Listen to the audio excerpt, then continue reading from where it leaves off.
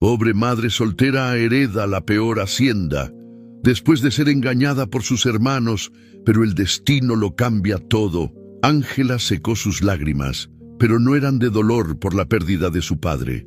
Eran lágrimas de pura y fría traición. Sus propios hermanos acababan de condenarla, a ella y a sus 4 hijos pequeños, a una vida de absoluta miseria. El abogado carraspeó, incapaz de mirarla a los ojos, mientras leía la cláusula final. Esa cláusula le entregaba a Ángela el único pedazo de tierra que ni los buitres sobrevolaban, la finca Valle Seco. Ella apretó a su bebé, Eduardo, contra el pecho, sintiendo la mirada helada de sus hermanos, Marcos y Juan Carlos, quienes apenas disimulaban su sonrisa triunfante. Ellos no lo sabían, pero ese acto de crueldad no era un final, era el comienzo torcido de su destino. Si quieres descubrir cómo esta madre lucha contra todo, suscríbete ahora a Momentos Escritos para no perderte el desenlace de esta increíble historia de superación. Y déjanos en los comentarios desde qué ciudad nos estás escuchando hoy. El aire en la pequeña oficina del notario estaba denso, cargado con la tensión de las últimas voluntades. Ángela había llegado desde su humilde casa alquilada en Guadalajara, Jalisco, esperando un mínimo de compasión. Su padre, un hombre duro pero justo en vida, o eso creía ella, acababa de fallecer. Ahora, el licenciado Ramírez, con voz monótona, desglosaba el patrimonio. Las mejores hectáreas, las de riego, las tierras fértiles junto al río, pasaban a manos de Marcos. La casa principal, la hacienda grande con sus muebles antiguos y su valor incalculable, era para Juan Carlos. Ángela se le formó un nudo en la garganta. Sabía que ellos la despreciaban por haberse casado con un simple jornalero que, para colmo, ya había fallecido dejándola sola. Sus hermanos siempre la habían visto como la débil, la sentimental. Marcos, el mayor, con su mirada calculadora, había pasado los últimos meses pegado a su padre, cuidándolo, decía él. Juan Carlos, con su encanto venenoso, seguramente había apoyado cada sugerencia de su hermano. Ángela recordó las visitas al hospital, cómo la apartaban, diciendo que ella ponía nervioso al enfermo con sus preocupaciones. Ahora entendía el porqué. No la querían cerca mientras tejían su red, manipulando la voluntad de un hombre enfermo, o quizás sobornando directamente al abogado que ahora leía su sentencia. La palabra Valle Seco resonó en la sala como un golpe sordo y definitivo. Sus hijos la esperaban afuera. Enrique, de 10 años, ya con la mirada dura de un hombrecito que ha visto demasiado.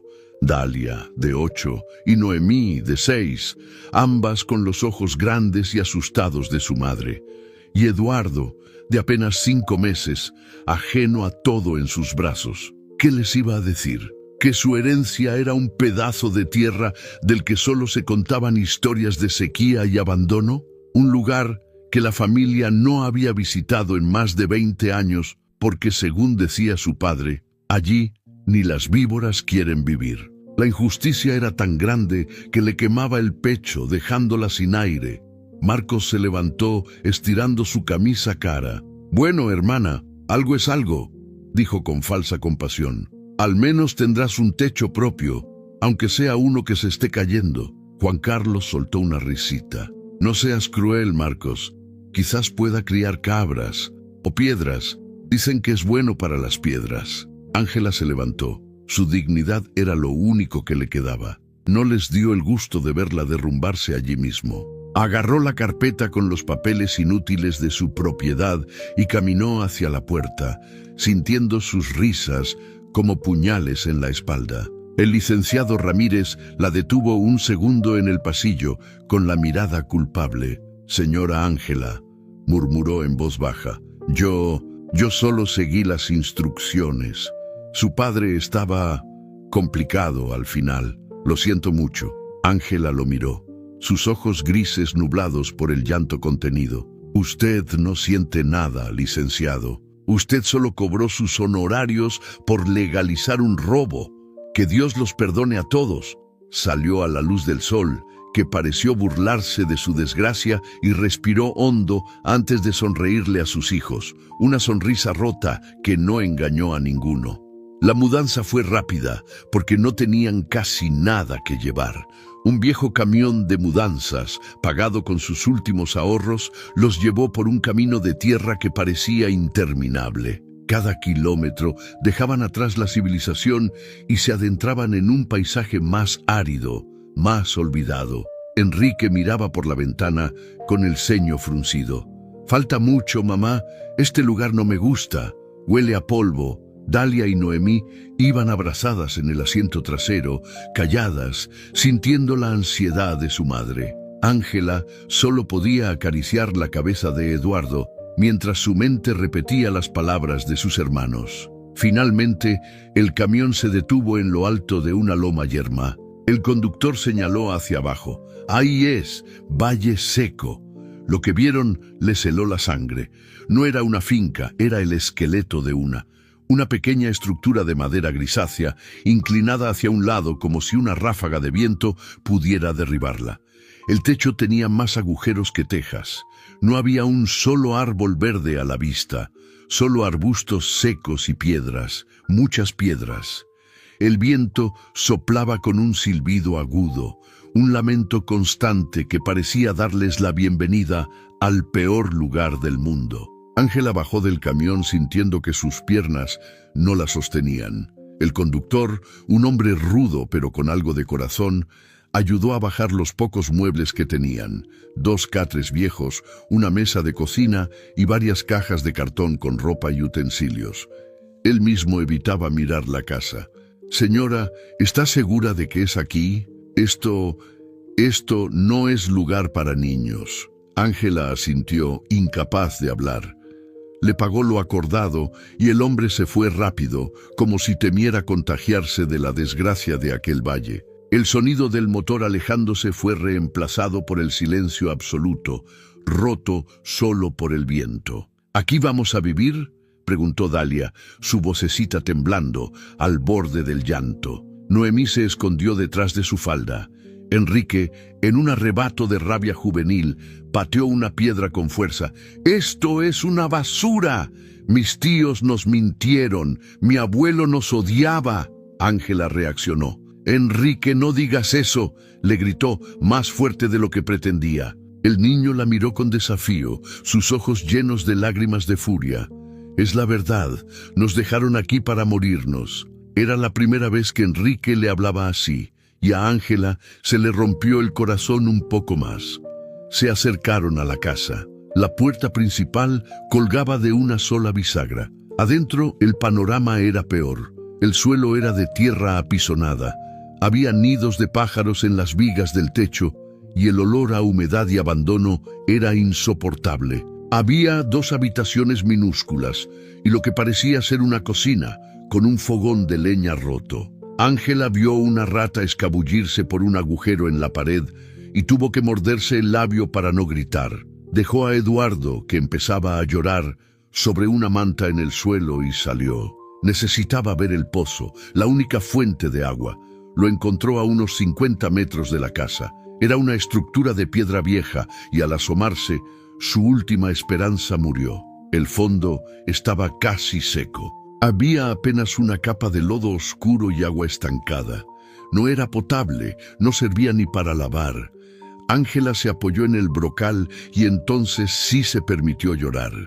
Lloró por su esposo muerto, lloró por su padre, lloró por la crueldad de sus hermanos, pero sobre todo lloró por sus hijos. Los había arrastrado a un infierno del que no tenía idea de cómo salir.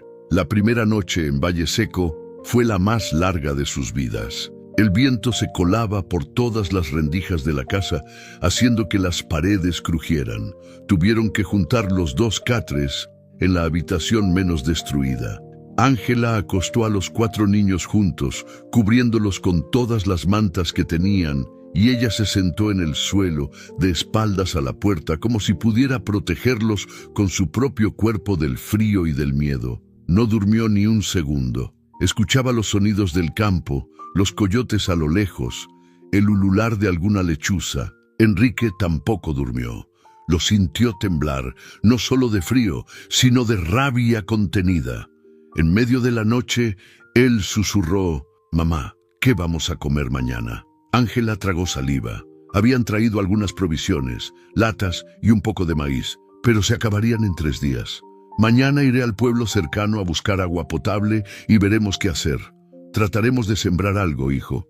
Tu abuelo decía que la tierra siempre da». Enrique respondió con amargura: «Pero el abuelo nos dio la tierra que no da nada». Al amanecer, Ángela se levantó con el cuerpo entumecido. El sol salía, pero no traía calor, solo una luz grisácea que iluminaba la desolación del valle.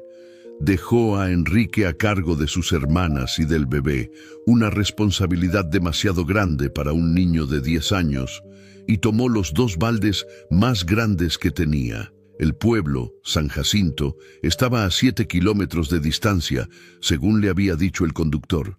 7 kilómetros de ida y 7 de vuelta, a pie, por un camino de tierra. Empezó a caminar, sintiendo el peso de la humillación en cada paso.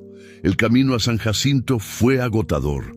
El sol empezó a calentar, pero el viento seco levantaba un polvo fino que se le metía en los ojos y la nariz. No pasó ni un solo auto. Era un camino olvidado. Cuando finalmente llegó al pequeño pueblo, la gente la miraba con una mezcla de curiosidad y lástima. Era evidente que no era de allí. Preguntó por una fuente pública y la enviaron a la plaza principal, donde había una bomba de agua manual. Llenar los baldes le llevó tiempo. Sus brazos ya dolían por la caminata. El agua era un lujo que ahora tenía que cargar sobre sus hombros. Mientras descansaba un momento en un banco de la plaza, sintió la mirada de la gente. Eran miradas que la juzgaban. Vio a 2 mujeres cuchicheando en la tienda de abarrotes. «¿Es ella?», dijo una. «Sí, la que se mudó a Valle Seco. Pobre mujer, y con tantas criaturas. Dicen que los hermanos la estafaron». Ángela bajó la mirada, sintiendo la vergüenza. No solo la habían engañado, sino que ahora era el chisme del pueblo. La pobre coitada del Valle Seco, como seguramente la llamarían. Compró un poco de harina de maíz y manteca con el poco dinero que le quedaba. El regreso fue peor. Los baldes pesaban una enormidad. Tuvo que detenerse cada 100 metros. Sus manos estaban en carne viva por las asas de metal. Cuando estaba a mitad de camino, sus rodillas flaquearon y cayó, derramando casi la mitad del agua de un balde. Se quedó allí, arrodillada en el polvo, llorando de pura frustración. Quería rendirse, quería dejarlo todo, pero la imagen de sus 4 hijos esperándola en esa cabaña ruinosa la obligó a levantarse. Recogió sus cosas y siguió caminando, ahora con un balde y medio, y el corazón hecho pedazos. Cuando llegó de vuelta a la finca, el sol estaba en lo alto. Enrique corrió a su encuentro. Al verla cubierta de polvo, con las manos sangrando y solo un balde y medio de agua, su rostro se endureció. «Yo iré mañana, mamá. Yo puedo cargar más», dijo él. Ángela negó con la cabeza. «No, Enrique. Tú te quedas a cuidar a tus hermanas. Yo puedo». Pero ambos sabían que esa rutina era insostenible. Necesitaban agua allí. «Tenemos que limpiar el pozo», dijo ella, más para convencerse a sí misma que a él. «Debe haber agua limpia más abajo». Los siguientes días fueron una batalla infernal. Ángela y Enrique trabajaron sin descanso en el pozo. Con el balde que les quedaba, Enrique bajaba atado a una soga vieja, mientras Ángela lo sostenía desde arriba. Sacaron baldes y baldes de lodo, hojas secas y hasta los restos de un animal muerto. Era un trabajo agotador y peligroso. Dalia y Noemí ayudaban como podían, limpiando la casa, quitando las telarañas, tapando los agujeros de las paredes con una mezcla de lodo y paja que Ángela improvisó. Intentaban convertir esa ruina en un hogar. Mientras tanto, Ángela intentó plantar. Removió la tierra cerca de la casa, pero era como tratar de arar cemento. El suelo era rocoso, duro, compacto. Las pocas semillas de maíz y frijol que había comprado apenas brotaron, y las plántulas que salieron eran amarillentas y débiles. El sol las quemaba al mediodía y el frío de la noche las marchitaba. Era un suelo muerto. Se dio cuenta de que Juan Carlos no bromeaba del todo. Ese lugar solo servía para criar piedras. La desesperación comenzó a instalarse de forma permanente en su corazón. Una tarde, mientras miraba su huerto fallido, escuchó el sonido de un motor. A lo lejos, vio una camioneta de lujo levantando polvo. Eran sus hermanos. Marcos y Juan Carlos bajaron del vehículo, vestidos impecablemente, como si vinieran a un safari. Miraron la casa con desprecio. «Vaya, vaya», dijo Marcos, aplaudiendo lentamente. «Has hecho milagros con el lugar, hermanita. Casi parece habitable, si no fuera por el olor». Juan Carlos reía, sosteniendo una botella de agua cara, bebiendo de ella con ostentación frente a la sedienta familia. Ángela sintió la sangre hervir. Se limpió el sudor y el lodo de la cara con el dorso de la mano. Enrique se puso delante de sus hermanas, protector. «No te burles, tío», dijo el niño con voz temblorosa pero firme. Juan Carlos alzó una ceja divertido. «¡Qué carácter! Parece que el aire del desierto te está haciendo bien, sobrino». «O quizás es el hambre». Ángela dio un paso al frente. «¿Qué quieren aquí? ¿Vinieron a disfrutar de su obra? Váyanse. Esta es mi casa ahora». Quería sonar fuerte, pero su voz apenas fue un susurro cargado de cansancio y rabia. Marcos adoptó un tono falsamente conciliador. «Tranquila, Ángela, no venimos a pelear. De hecho, venimos a hacerte una oferta. Hemos estado pensando, este lugar no es para ti ni para los niños. Es peligroso, es insalubre». Hizo una pausa dramática, mirando alrededor con asco fingido. «Te damos una vaca lechera, una buena vaca gorda. Te dará leche para los niños. A cambio, nos firmas los papeles de esta propiedad. Así podrás irte a otro lugar, alquilar algo decente». La oferta era una bofetada, una vaca por su herencia. La humillación fue tan profunda que por un momento Ángela no pudo respirar. Querían que renunciara a lo único que tenía, por miserable que fuera, a cambio de una vaca. Querían borrarla del mapa, quedarse con todo, y seguramente luego reirían contando cómo la habían engañado por segunda vez. Enrique apretó los puños. «No queremos su vaca sucia. Váyanse de aquí». Juan Carlos se molestó. «Cállate, niño insolente. Estamos hablando con tu madre». Pero Ángela encontró su voz, una voz que no sabía que tenía. «Enrique tiene razón», dijo ella, mirándolos fijamente a los ojos. «No quiero su vaca. No quiero su lástima. No quiero nada de ustedes». Se acercó a ellos, y aunque era más pequeña y estaba cubierta de tierra, su mirada los hizo retroceder un paso. «Esta es mi casa. Esta es la tierra de mis hijos. Y prefiero morir aquí de hambre antes que darles el gusto de verme derrotada. Así que tomen su camioneta y lárguense, y no vuelvan nunca». Marcos la miró sorprendido, luego furioso. «Estás loca, Ángela. Te vas a arrepentir de esto. Te morirás aquí, pues moriré aquí», gritó ella. «Pero moriré en mi tierra». Los hermanos, viendo que su teatro no había funcionado y que Ángela hablaba en serio, se fueron. Subieron a la camioneta, lanzando insultos. «¡Loca! ¡Desagradecida!», gritó Juan Carlos desde la ventana. Ángela se quedó de pie, temblando de pies a cabeza, mientras la nube de polvo se alejaba. Solo cuando desaparecieron, sus rodillas cedieron y cayó al suelo. Enrique corrió a abrazarla. «Estuviste increíble, mamá», le dijo. Y por primera vez en días, Ángela sintió una chispa de algo que no era desesperación, era orgullo. Esa noche, sin embargo, la realidad volvió a golpearla. La comida se estaba acabando. El pozo, a pesar de sus esfuerzos, solo daba un agua fangosa que tenían que hervir durante horas. Las noches eran cada vez más frías. La dignidad no llenaba los estómagos de sus hijos.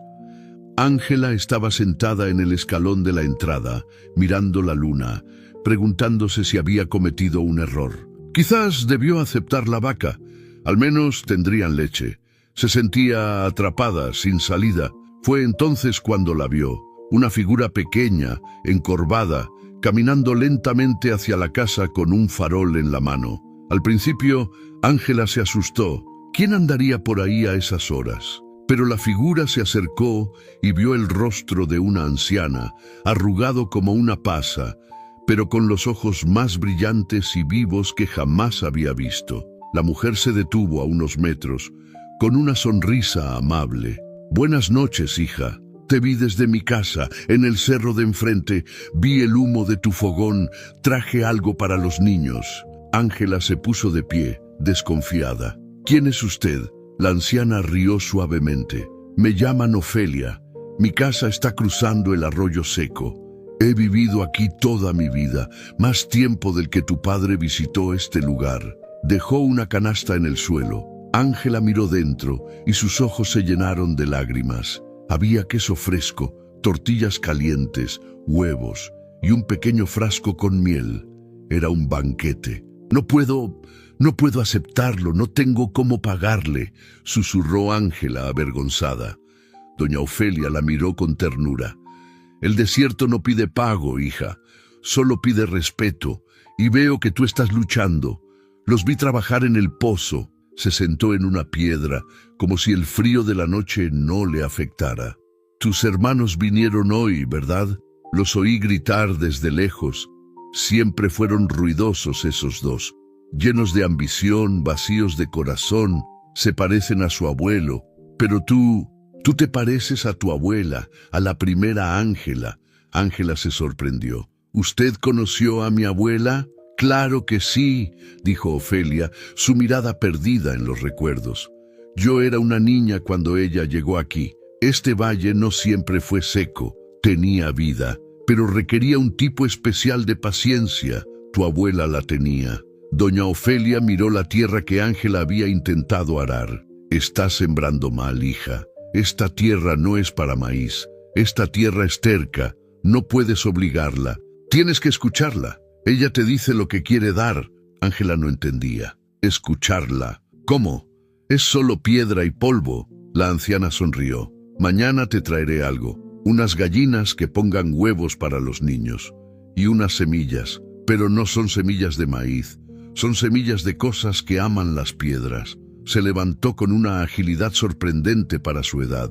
«Y sobre el agua, no busques tanto en el fondo de ese pozo. Busca en la altura. El agua siempre busca bajar, busca de dónde viene». Con esa frase enigmática, doña Ofelia se despidió y desapareció en la oscuridad, dejando a Ángela con el estómago lleno de comida y la cabeza llena de preguntas. Los días siguientes cambiaron. Doña Ofelia cumplió su palabra. Llegó con 3 gallinas ponedoras y un gallo, que alegraron el lugar con sus cacareos. Los niños estaban fascinados. «¡Huevos, mamá! ¡Vamos a tener huevos!», gritó Noemí, feliz por primera vez en semanas. Ofelia también trajo semillas de nopal, de sábila, aloe vera y de algunas hierbas resistentes que, según dijo, crecían casi sin agua. «Plántalas cerca de las rocas. Ellas guardan la poca humedad de la noche», le instruyó. Ángela siguió sus consejos al pie de la letra.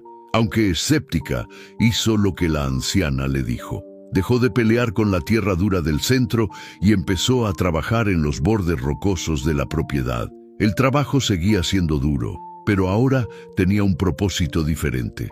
Doña Ofelia la visitaba cada 2 días.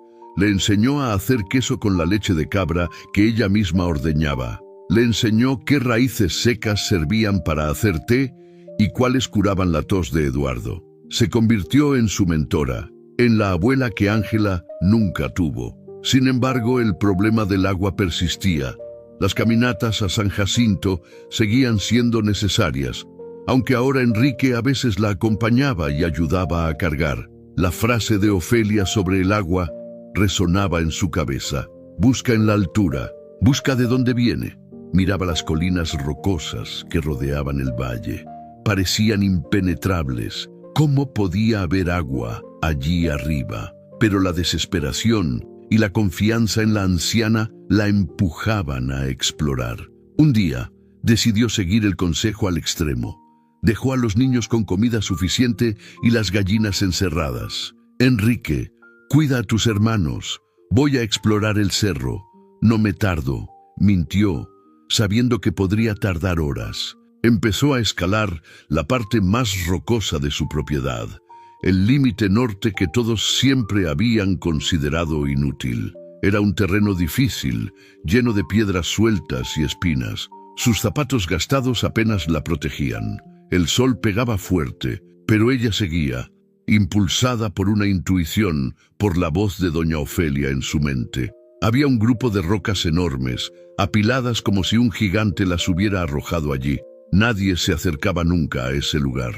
Se decía que estaba lleno de serpientes de cascabel. Ángela avanzó con cuidado, moviendo piedras sueltas, sintiendo el cansancio en cada músculo. Estaba a punto de darse por vencida cuando escuchó algo. Un sonido casi imperceptible, diferente al viento. Era un murmullo, un goteo. Siguió el sonido, su corazón latiendo con fuerza. Escondido detrás de la pila de rocas más grande, en una pequeña grieta oscura, vio algo brillar. Se arrodilló, apartando la maleza seca con manos temblorosas. Y allí estaba. No era un chorro, pero era constante. Un hilo de agua pura, cristalina, que brotaba directamente de la roca sólida. El agua corría unos centímetros y desaparecía bajo la tierra.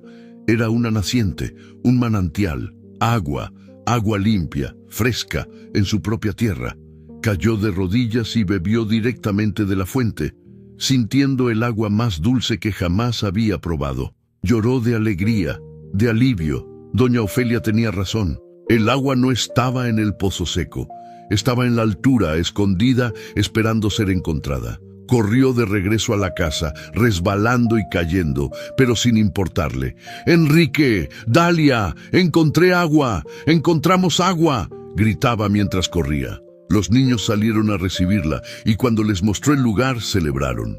Enrique, siempre tan serio, sonrió de oreja a oreja. Era un milagro, era su salvación, pero la sorpresa no terminó ahí. Mientras limpiaban la zona alrededor de la naciente, quitando las rocas sueltas para que el agua fluyera mejor, Dalia notó algo. «Mamá, mira, qué flor tan rara», creciendo en la humedad de la grieta, casi pegada a la piedra de donde brotaba el agua. Había una planta. No era grande, pero tenía unas flores delicadas, de un color púrpura intenso con vetas blancas, casi transparentes. Tenían una belleza extraña, frágil pero resistente. Ángela nunca había visto nada igual. «Es hermosa, Dalia. Pero debe ser venenosa, mejor no la toques», dijo Ángela precavida.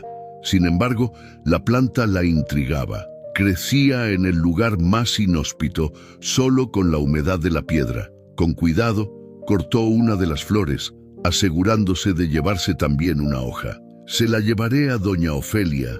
Ella debe saber qué es». Esa pequeña flor, insignificante para cualquiera, era la segunda parte del secreto que el Valle Seco guardaba. Esa tarde, la visita a doña Ofelia fue diferente. Ángela no fue a pedir, fue a compartir. Llevó un frasco con el agua cristalina de la naciente. La anciana la probó y asintió con solemnidad. «Lo sabía», dijo simplemente. «Sabía que esta tierra te estaba esperando». Entonces, Ángela le mostró la flor. Sacó la pequeña orquídea púrpura de su bolsillo. La reacción de doña Ofelia no fue de alegría, sino de asombro absoluto. Abrió los ojos de par en par, tomó la flor con un cuidado reverencial y la acercó a la luz del farol. «Madre Santísima», susurró, «¿dónde encontraste esto?». Ángela le explicó. «Estaba allí mismo, junto a la naciente, creciendo en la roca mojada. ¿Es mala? ¿Es venenosa?». Doña Ofelia negó con la cabeza, sus ojos aún fijos en la flor. «Venenosa no, hija, todo lo contrario. Esto es un regalo». La anciana parecía emocionada, casi temblando. «Hace años que no veía una de estas. Mi abuela solía buscarlas. Las llamaban lágrimas de la sierra. Pero su nombre real es orquídea de piedra. Es una planta especial, muy especial». «¿Especial cómo?», preguntó Ángela, su curiosidad creciendo. Crece solo en condiciones muy específicas.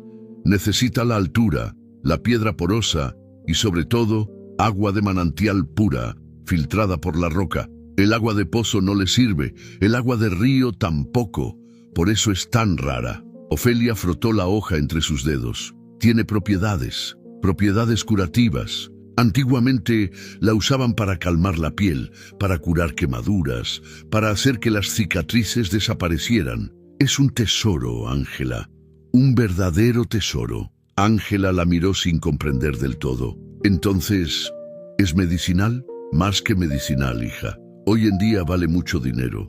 Hay gente en las ciudades que paga fortunas por cremas y aceites que dicen tener esto, pero casi no se encuentra. La gente taló los bosques, contaminó las aguas, pero aquí, en tu valle, el valle que todos despreciaron, aquí sigue creciendo. Ángela sintió un escalofrío. La tierra que sus hermanos llamaron basura, el lugar de las piedras inútiles, era el único hogar de esa flor. ¿Se puede cultivar?, preguntó Ángela, su mente empezando a trabajar, a conectar los puntos. Mis hermanos, ellos tienen las tierras fértiles, las de riego, pero esta flor no crecería allí, ¿verdad? Doña Ofelia sonrió, una sonrisa amplia y sabia. Exactamente. Tus hermanos se quedaron con la tierra fácil, la tierra para el maíz y el frijol, pero el destino te dio a ti la tierra difícil, la única que puede dar lo extraordinario. Sí se puede cultivar, pero no es fácil. Requiere paciencia, la paciencia que tu abuela tenía. Los meses siguientes fueron de un trabajo febril, pero ya no era un trabajo de desesperación, sino de esperanza. Con la guía de doña Ofelia, Ángela y sus hijos comenzaron a transformar el área alrededor de la naciente. Canalizaron el agua pura usando piedras planas, creando pequeños surcos que llevaban la humedad a otras zonas rocosas. Limpiaron la maleza, pero dejaron las piedras grandes, entendiendo que eran esenciales. Enrique, que antes odiaba el lugar, ahora trabajaba con una energía renovada. Vio que su madre tenía un plan. Aprendieron a propagar las orquídeas. No era por semilla, sino dividiendo las raíces con un cuidado extremo. Cada planta era un tesoro.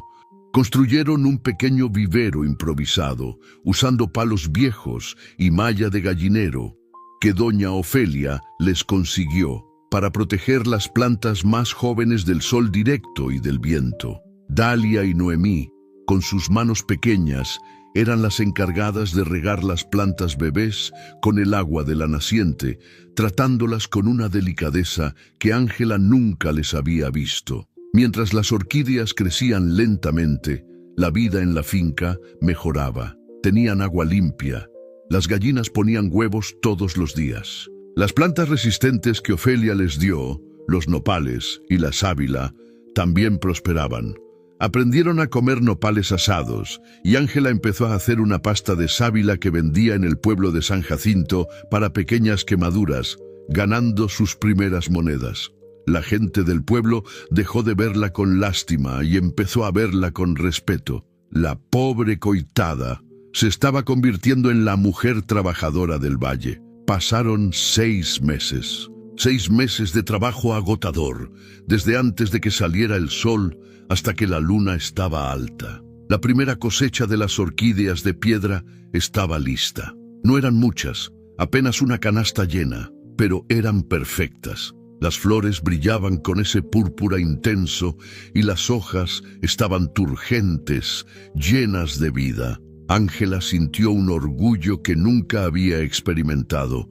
Había creado eso de la nada, de la roca y el agua. Doña Ofelia bendijo la cosecha. Ahora viene lo difícil, hija. Tienes que llevarlas a la ciudad, a Guadalajara. No las vendas aquí, no saben lo que valen.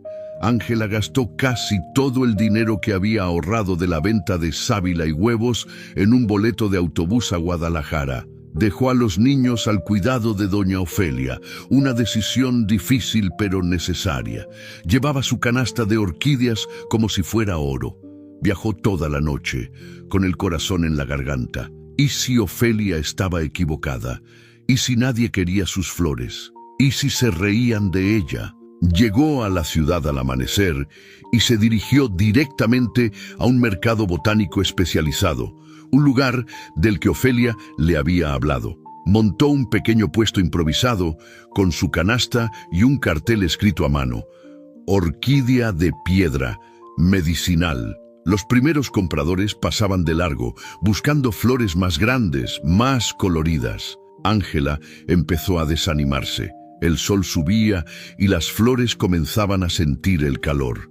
Justo cuando pensaba en rendirse, un hombre con traje elegante y una mujer con bata de laboratorio se detuvieron abruptamente frente a su puesto. La mujer tomó una de las flores, la olió, la examinó con una lupa que sacó de su bolsillo. ¿De dónde sacó esto?, preguntó la mujer con voz seria, casi cortante. Ángela se intimidó. Las cultivo yo, en mi finca, en Valle Seco. El hombre miró a la mujer y ella asintió levemente, con los ojos brillantes de emoción. «Soy el director de una empresa de cosméticos naturales», dijo el hombre, entregándole una tarjeta. «Y mi jefa de laboratorio aquí presente cree que usted tiene algo que llevamos años buscando. Esta es la petrofila, la orquídea de roca. Creíamos que estaba extinta en la región». La mujer interrumpió. «La calidad es excepcional. Mire la turgencia. Esto solo crece con agua de manantial muy pura.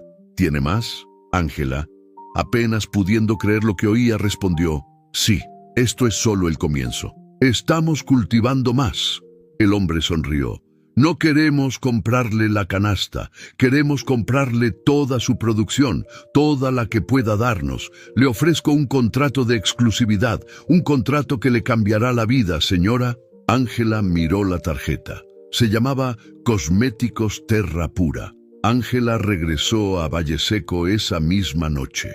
No regresó en autobús. Regresó en un taxi que la empresa había pagado y en su bolso llevaba un adelanto. Un adelanto que era más dinero del que había visto junto en toda su vida. Cuando llegó y les contó a sus hijos y a doña Ofelia, hubo llantos de alegría. Enrique la abrazó con fuerza. «Lo lograste, mamá. Sabía que lo lograrías». Por primera vez, el futuro no parecía un abismo oscuro, sino un campo lleno de flores púrpuras. La noticia del éxito de Ángela corrió como pólvora. El dinero del contrato se invirtió inmediatamente en la finca. Contrataron a 2 trabajadores de San Jacinto para ayudar a expandir el vivero y construir canales de riego adecuados desde la naciente. La casa fue la siguiente. Repararon el techo, pusieron ventanas de vidrio, pintaron las paredes de un color alegre, compraron camas nuevas para todos. Dalia y Noemí ahora tenían vestidos nuevos. Eduardo, que ya empezaba a caminar, tenía zapatos. La finca Valle Seco empezó a ser conocida en la región por un nuevo nombre: Hacienda del Manantial. Por supuesto, la noticia llegó a oídos de Marcos y Juan Carlos. Al principio no lo creyeron, lo tomaron como un chiste. «Ángela haciendo dinero con esas piedras, imposible», dijo Marcos riendo. Pero sus propias tierras, las tierras fértiles, estaban teniendo problemas. Una plaga había afectado sus cosechas de maíz y el precio había caído. Estaban empezando a sentir la presión de las deudas que habían adquirido para mantener su estilo de vida. La envidia, un veneno lento, empezó a hacer efecto. Decidieron ir a ver por sí mismos. Esta vez no llegaron en son de burla, sino de incredulidad. Cuando su camioneta de lujo subió la loma, lo que vieron los dejó sin habla. Donde había un barraco en ruinas, ahora había una casa pintada y decente. Donde había polvo y piedras, ahora había hileras de viveros cubiertos y hombres trabajando. Vieron a Ángela dando órdenes, convertida en una patrona. Ya no era la viuda débil y llorosa, era una mujer de negocios. «¿Qué es esto, Ángela? ¿Qué hiciste?», preguntó Juan Carlos, bajando de la camioneta, su voz ya no divertida, sino cargada de sospecha. Marcos miraba hacia la zona de la naciente, viendo las tuberías nuevas que llevaban el agua. Esa agua, ¿de dónde salió esa agua? Esa tierra estaba seca. Ángela los enfrentó, esta vez en su propio terreno, con la confianza que da el éxito ganado con esfuerzo. «Es mi naciente, estaba en mi propiedad. ¡Tu propiedad!, espetó Marcos. Esa agua es de la familia. Esa naciente seguramente viene de nuestras tierras. Nos está robando el agua. Ángela negó con la cabeza. La naciente brota aquí, en mi terreno, el que ustedes mismos despreciaron y me dejaron. Es mía. La furia se apoderó de Juan Carlos. Eres una tramposa. Seguramente sabías de esa agua. Nos engañaste. Esa flor rara de la que todos hablan, eso nos pertenece. Todo esto nos pertenece. La hipocresía era tan grande que Ángela casi se ríe. Me dejaron esta tierra para que me muriera de hambre. Me ofrecieron una vaca por ella. Y ahora que vale algo, es de ustedes. ¡Qué curioso! Marcos sacó su teléfono. Esto no se queda así, Ángela. Nos veremos con un abogado. Vamos a anular ese testamento. Vamos a probar que nos engañaste o que papá no estaba en sus cabales. Esta finca volverá a la familia. Intentaron entrar a la fuerza a la zona de los viveros, pero los trabajadores se lo impidieron. «Váyanse de mi propiedad», dijo Ángela con voz de acero. «Si quieren hablar, que hablen sus abogados con el mío». La palabra «abogado» los sorprendió. ¿Ella tenía un abogado? Sí, dijo, adivinando su pensamiento. La empresa de cosméticos me asignó uno muy bueno, así que váyanse y no vuelvan sin una orden judicial. Los hermanos se fueron, rojos de ira, gritando amenazas. «Te quitaremos todo, Ángela, todo». El enfrentamiento era inevitable. Los hermanos la demandaron. Alegaron fraude, manipulación e incapacidad mental del padre al firmar el testamento. Querían anular la herencia y que la hacienda del manantial fuera dividida entre los tres. La comunidad de San Jacinto, que antes miraba a Ángela con lástima, ahora la apoyaba con fervor. Sabían lo que había sufrido y lo duro que había trabajado. Doña Ofelia se ofreció como testigo. «Yo diré la verdad, diré cómo la dejaron», aseguró la anciana. El día de la mediación llegó. No fue un juicio, sino una audiencia de conciliación ante un mediador en Guadalajara. Ángela llegó acompañada de su abogado, un hombre joven y astuto de la ciudad.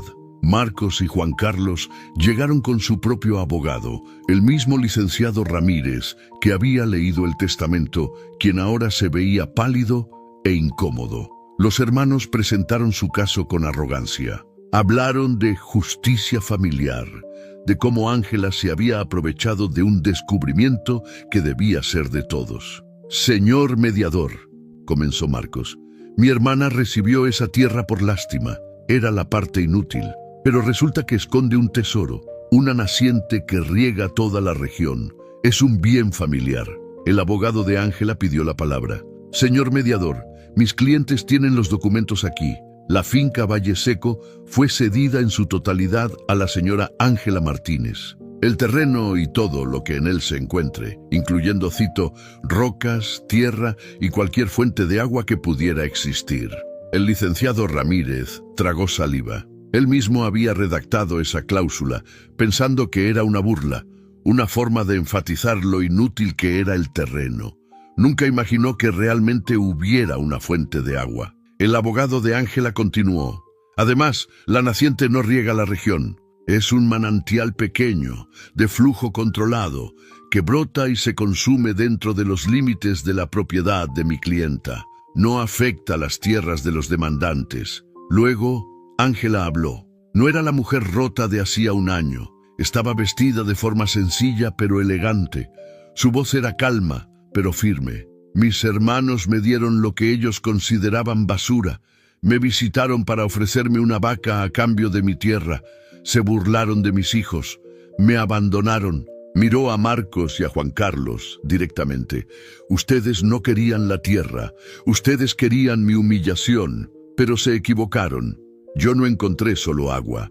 Encontré mi fuerza. Esa tierra no era un castigo. Era una oportunidad». Presentó el contrato multimillonario con Cosméticos Terra Pura. El mediador abrió los ojos al ver las cifras. El abogado de Ángela explicó que la empresa estaba invirtiendo en la finca, creando empleos en San Jacinto, y que cualquier intento de anular el contrato resultaría en una demanda masiva contra los hermanos por difamación y perjuicios comerciales. La balanza se había inclinado de forma irreversible. El mediador fue claro. «Señores», dijo a Marcos y Juan Carlos, «ustedes firmaron la aceptación del testamento.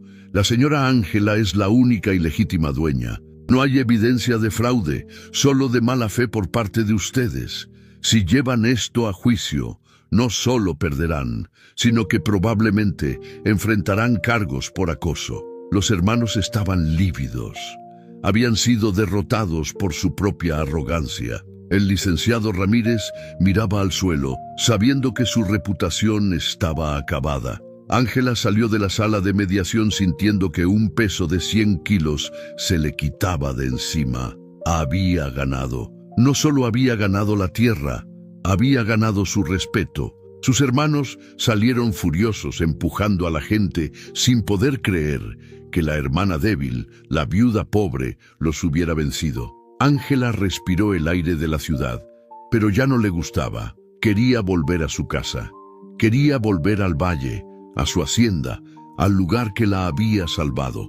El viaje de regreso de Guadalajara a San Jacinto fue el opuesto al primero. Ángela no regresó cargando baldes de agua con las manos heridas. Regresó en un taxi con la cabeza en alto y la escritura de su tierra firmemente en su bolso.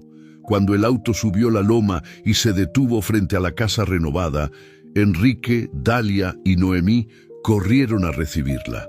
Doña Ofelia la esperaba en el porche con el pequeño Eduardo en brazos. «¿Y bien, hija, cómo te fue en la ciudad de los abogados?», preguntó la anciana, aunque su sonrisa ya sabía la respuesta. «Ganamos, doña Ofelia. Ganamos todo», dijo Ángela, y esa fue la señal para que los niños gritaran de alegría. Enrique, que ya tenía 11 años y se sentía el hombre de la casa, abrazó a su madre con una fuerza que la sorprendió. «Sabía que lo harías, mamá. Sabía que no podías perder». Dalia y Noemí bailaban alrededor cantando «Ganamos, ganamos». Era la primera vez en más de un año que esa casa, antes un símbolo de desolación, se llenaba de risas tan puras y sonoras. Esa noche celebraron. Ángela había traído carne seca y queso fino de la ciudad. Hicieron una gran fogata afuera, bajo las estrellas del valle, que ahora parecían brillar para ellos. Doña Ofelia contó historias de la abuela de Ángela, de cómo ella también había luchado contra la sequía y la soledad. «La sangre llama, hija, llevas en ti la fuerza de ella. Ella estaría tan orgullosa de ti. Has hecho florecer las piedras, literalmente». Ángela miró el fuego, viendo no las llamas, sino el futuro. La vida en la hacienda del manantial se estabilizó y prosperó. El contrato con Cosméticos Terra Pura trajo un flujo de dinero constante. Ángela pudo comprar un pequeño camión de segunda mano, lo que puso fin a las caminatas a San Jacinto. Ya no era la pobre coitada, ahora era doña Ángela, una de las principales empleadoras del pueblo. Contrató a más gente, dándoles trabajo digno y buen pago, y la economía de la pequeña comunidad empezó a girar en torno a la finca. Los niños fueron los que más sintieron el cambio. Ángela los inscribió en la mejor escuela privada de la ciudad cercana, a la que viajaban cada día en el camión que conducía uno de sus empleados de confianza. Dalia y Noemí, que antes solo tenían vestidos raídos, ahora llevaban uniformes limpios y zapatos nuevos. Enrique, aunque seguía siendo serio, había perdido esa mirada de rabia y la había cambiado por una de responsabilidad. Se interesaba por el negocio, aprendiendo de su madre cómo gestionar los pedidos y la logística. Eduardo crecía sano y fuerte, correteando por los pasillos de la casa limpia, jugando con gallinas y persiguiendo mariposas. Era un niño del valle, un niño que no conocería la miseria que sus hermanos habían probado al llegar. Ángela se aseguró de que nunca olvidaran de dónde venían, pero también se esforzó por borrar el trauma de esos primeros meses. Les construyó un pequeño parque con columpios cerca del porche, un lujo que ella misma nunca tuvo. La finca se convirtió en un oasis. El agua de la naciente, administrada con cuidado, permitió crear un huerto de vegetales orgánicos, además de los viveros de orquídeas. Había tomates, lechugas y calabazas, tenían vacas lecheras y un establo. Lo que antes era Valle Seco era ahora el lugar más próspero de toda la región.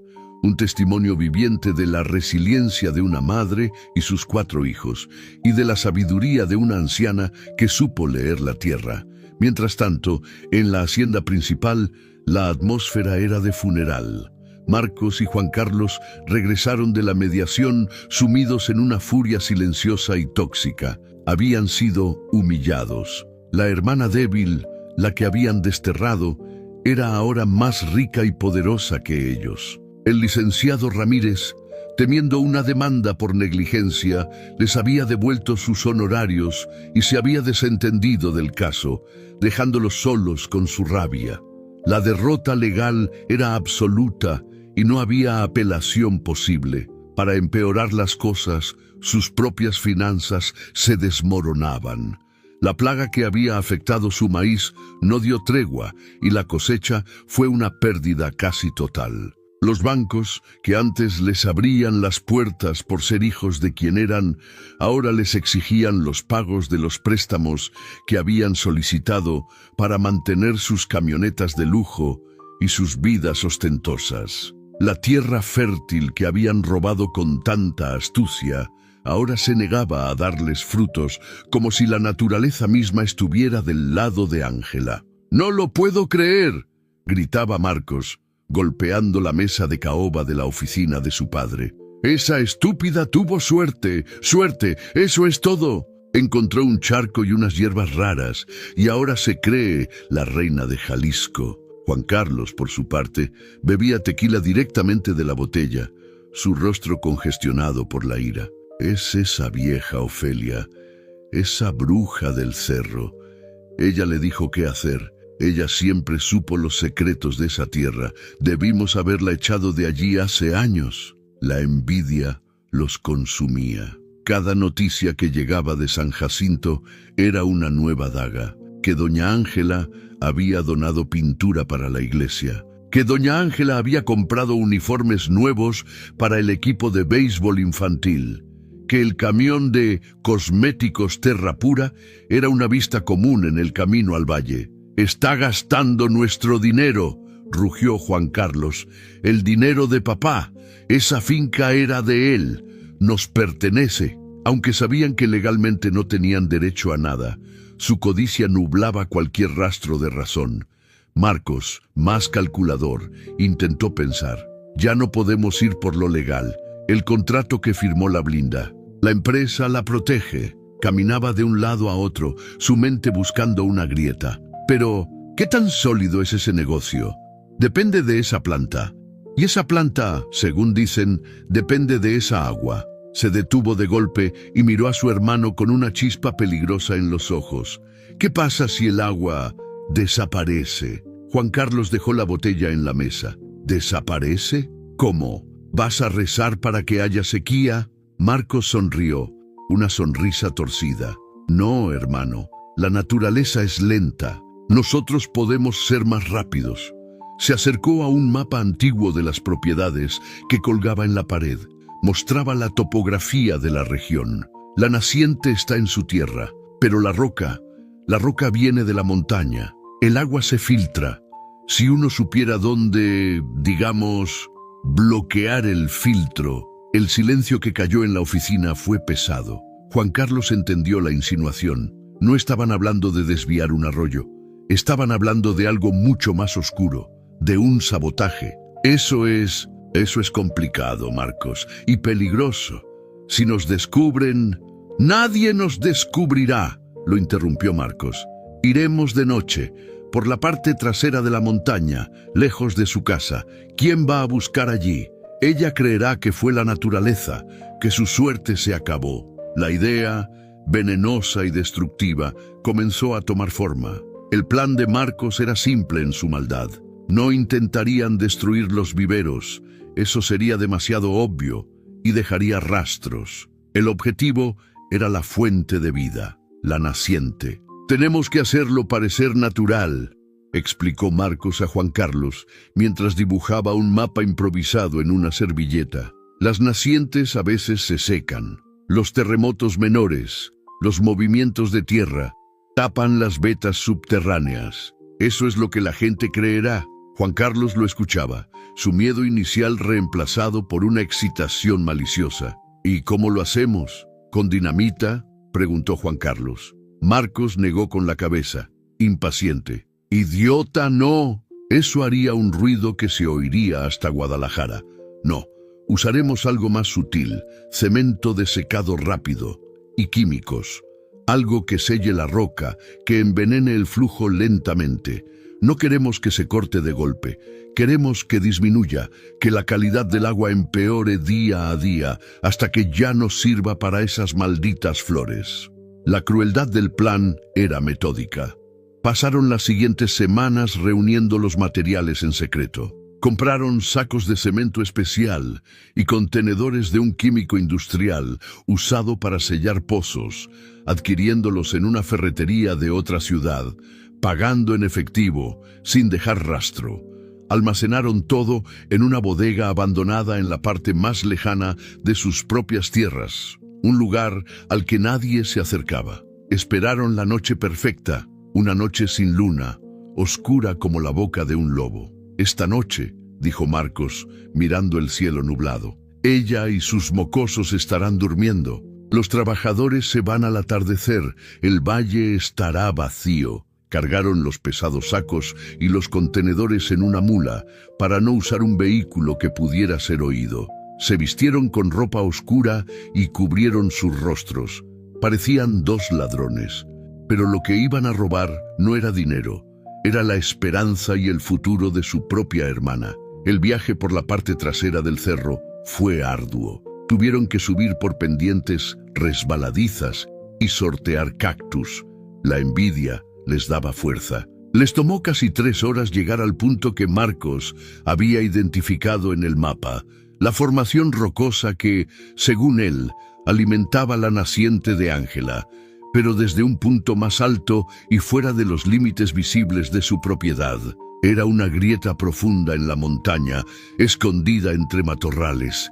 «Es aquí», susurró Marcos, sin aliento. «La veta principal debe pasar por aquí abajo». Con esfuerzo, empezaron su trabajo destructivo. Abrieron los sacos de cemento y comenzaron a mezclarlos con agua que habían traído.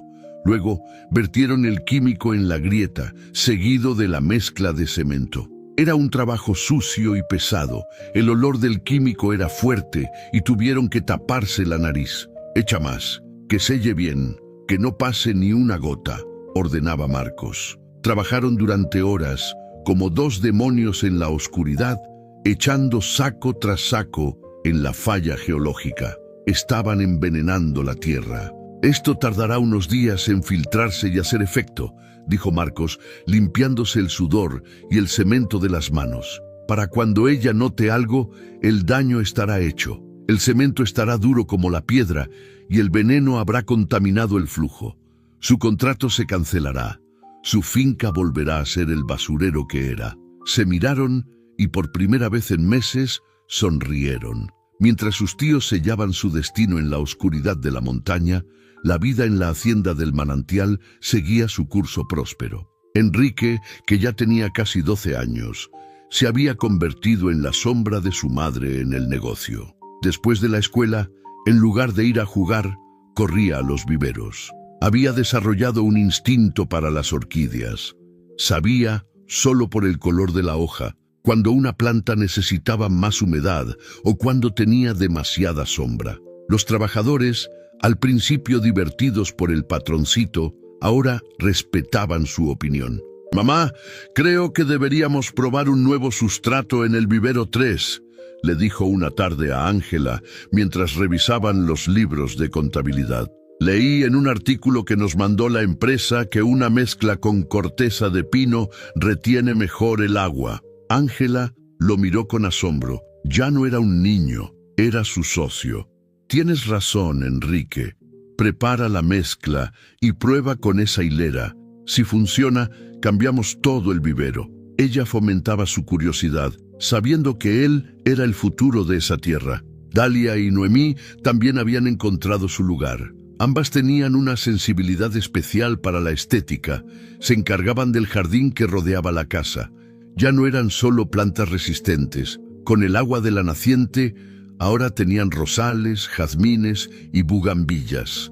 La casa, antes gris y triste, estaba rodeada de color y aroma. Ellas eran las encargadas de cortar las flores frescas para la mesa cada mañana.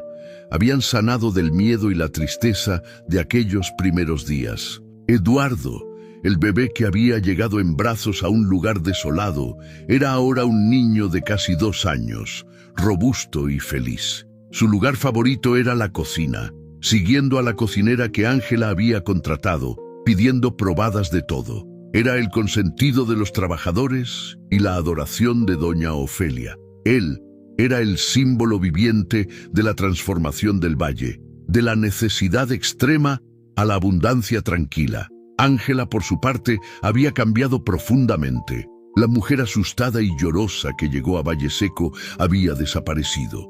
Ahora era doña Ángela, una mujer serena, de voz firme y mirada directa. Había aprendido a negociar, a dirigir personal, a tomar decisiones difíciles. El trabajo en la tierra la había anclado y el éxito le había dado confianza, pero en el fondo seguía siendo la misma madre leona, cuyo único propósito era proteger a sus hijos. Doña Ofelia seguía siendo su consejera. Ya no iba a la finca a llevar comida, sino a compartir un café en el porche cómodo. «Lo has hecho bien, hija». «Muy bien», le dijo una tarde mientras veían a los niños jugar. «Pero nunca olvides que la envidia es una sombra larga. Tus hermanos perdieron en la corte, pero no han perdido su mal corazón. Ten cuidado, la serpiente que no muerde espera paciente en el camino». Ángela asintió, pero el comentario la inquietó. Esa noche, Ángela tuvo un mal sueño. Soñó que la naciente se secaba, que el agua se volvía negra y espesa. Se despertó sobresaltada, con el corazón latiendo con fuerza. Miró por la ventana la oscuridad del valle. Todo estaba en calma. «Solo fue una pesadilla», se dijo a sí misma. «Solo la advertencia de Ofelia». Pero una sensación fría se instaló en su pecho. Una premonición de que la paz que tanto le había costado ganar estaba a punto de ser puesta a prueba una vez más.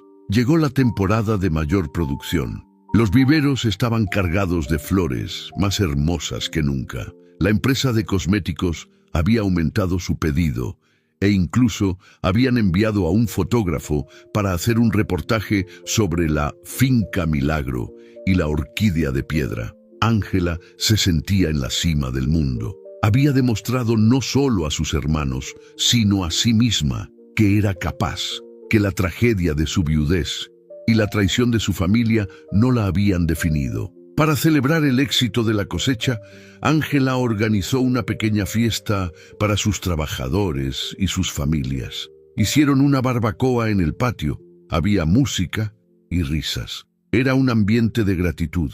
La gente de San Jacinto la quería. Ella había traído vida a un pueblo que se estaba muriendo. Enrique, Dalia y Noemí ayudaban a repartir platos, sintiéndose orgullosos de su madre y de su hogar. Era la imagen perfecta de la superación. Si esta historia de lucha y justicia te está conmoviendo, por favor, deja tu me gusta en este video para apoyar a Ángela. Y quédate hasta el final, porque la prueba más difícil para esta familia apenas está comenzando, y lo que viene ahora te dejará sin aliento. Doña Ofelia observaba todo desde su silla en el porche, con una sonrisa tranquila. Ángela se sentó a su lado. «Gracias, Ofelia. Nada de esto, nada, sería posible sin usted. Usted me salvó». La anciana le tomó la mano. «Tú te salvaste sola, hija. Yo solo te recordé algo que tu abuela sabía. La tierra nunca traiciona a quien la cuida. Son los hombres los que traicionan». Sus palabras, como siempre, tenían un doble filo de sabiduría y advertencia. Enrique se acercó a ellas. «Mamá, mañana tengo que ir a revisar la bomba que instalamos en la naciente. El medidor de presión marcaba un poco bajo esta mañana. Debe ser solo un ajuste». Ángela asintió, sin darle mayor importancia. Claro que sí, hijo. Llevas a don Manuel contigo. Era una tarea rutinaria, parte del mantenimiento normal de la finca. Nadie podía imaginar que esa pequeña fluctuación en el medidor era el primer síntoma del veneno que se filtraba en las venas de la montaña. Esa noche, después de la fiesta, Ángela arropó a sus hijos. Noemí le preguntó, «Mamá, ¿ya somos ricos?» Ángela sonrió y le acomodó el cabello. «No, mi amor, no somos ricos, somos prósperos, que es diferente. Ricos eran tus tíos, que tenían mucho pero no valoraban nada. Nosotros somos prósperos, porque todo lo que tenemos lo hemos ganado con trabajo y lo cuidamos con amor». Esa era la lección que quería que aprendieran. Se quedó un rato en el porche, meciéndose, escuchando los grillos. El aire olía a jazmín y a tierra húmeda. Pensó en el largo camino recorrido, desde la mujer arrodillada en el polvo, llorando por el agua derramada, hasta la mujer que ahora daba empleo a 20 familias. Se sentía invencible, pero la advertencia de doña Ofelia sobre la serpiente en el camino volvió a su mente, sacudió la cabeza, intentando alejar los malos pensamientos. Mañana sería otro día de trabajo. A la mañana siguiente, Enrique se levantó antes que nadie. Era su responsabilidad revisar el sistema de riego de las orquídeas. Fue al cobertizo donde guardaban las herramientas y despertó a Manuel, el capataz. «Don Manuel, vamos a la naciente. La presión bajó un punto ayer». Manuel, un hombre experimentado, asintió. «Seguro es una hoja atorada en el filtro de la bomba, patrón Enrique. Vamos a ver». Subieron la colina hacia la pila de rocas donde todo había comenzado. Cuando llegaron a la pequeña cueva donde brotaba el agua, Enrique notó algo extraño de inmediato. El sonido, el murmullo del agua era más débil. «Don Manuel, ¿escucha eso? Apenas se oye». Se arrodillaron junto a la fuente. El agua seguía brotando, cristalina, pero el flujo era visiblemente menor. Ya no era el hilo vigoroso que llenaba los canales. Era un goteo rápido, pero insuficiente. El filtro de la bomba estaba limpio. No era una hoja. «Qué extraño», dijo Manuel rascándose la cabeza. «Esto no es normal. He trabajado en el campo toda mi vida y las nacientes no bajan así de un día para otro. A menos que...» No terminó la frase. Enrique sintió un frío en el estómago. «A menos que...» «¿Qué, don Manuel?» «A menos que algo esté tapando la veta. Una piedra que se movió por dentro o algo así». Manuel metió la mano en la grieta hasta donde pudo. El agua sigue viniendo fría, pero con menos fuerza. Decidieron seguir el rastro de la grieta hacia arriba, más allá de la propiedad, hacia la zona montañosa de donde venía el agua. Era la misma zona por donde Marcos y Juan Carlos habían subido semanas atrás. Caminaron casi 1 kilómetro, escalando rocas, siguiendo la lógica de la falla geológica. El terreno era difícil. «Nadie viene por aquí, patrón Enrique, es muy peligroso», dijo Manuel, ayudando al niño a subir una roca grande. Fue entonces cuando Enrique olió algo, un olor químico, agrio, que no pertenecía al campo. Huele como a llanta quemada o pintura», dijo. Se tapó la nariz. El olor los guió a una grieta más grande, la que sus tíos habían usado. Allí, escondidos descuidadamente detrás de unos arbustos espinosos, estaban 2 sacos vacíos de cemento desecado rápido, manchados de gris, y un contenedor de plástico negro volcado con la etiqueta de advertencia de químico industrial corrosivo. Manuel palideció. Se acercó y tocó el cemento seco que se había derramado en la roca. «Dios mío», susurró, «esto no es natural. Esto es obra de un demonio». Enrique miró los sacos, luego el contenedor, y la advertencia de doña Ofelia sobre la serpiente resonó en su cabeza. Corrió hacia el borde del cerro y miró hacia abajo, en dirección a la hacienda de sus tíos, visible a lo lejos. «Fueron ellos», dijo con una voz helada, llena de una rabia adulta. «Fueron mis tíos». Corrieron de regreso a la casa. «¡Mamá! ¡Mamá!», gritaba Enrique mucho antes de llegar. Ángela salió corriendo, pálida de miedo. «¿Qué pasa? ¿Te caíste?». Enrique le mostró los sacos vacíos que había traído como prueba. Están envenenando la naciente. La están tapando con cemento. Fueron Marcos y Juan Carlos. Le contó a su madre y a doña Ofelia lo que habían encontrado. El peor temor de Ángela se había hecho realidad. Sus hermanos no habían aceptado la derrota, habían decidido destruirla. El pánico se apoderó de Ángela. No era un juicio, no era una mediación. Esto era un ataque directo, un acto criminal. «Tenemos que llamar a la policía», dijo ella, su voz temblando. Pero doña Ofelia, con su calma habitual, puso una mano en su hombro. «La policía de San Jacinto no hará nada contra ellos sin pruebas contundentes, hija. Esos sacos pudieron ser dejados por cualquiera. Dirán que estás paranoica. Necesitamos probar que fueron ellos y necesitamos actuar rápido. Ese químico, ese cemento, está matando tu finca». Y era verdad.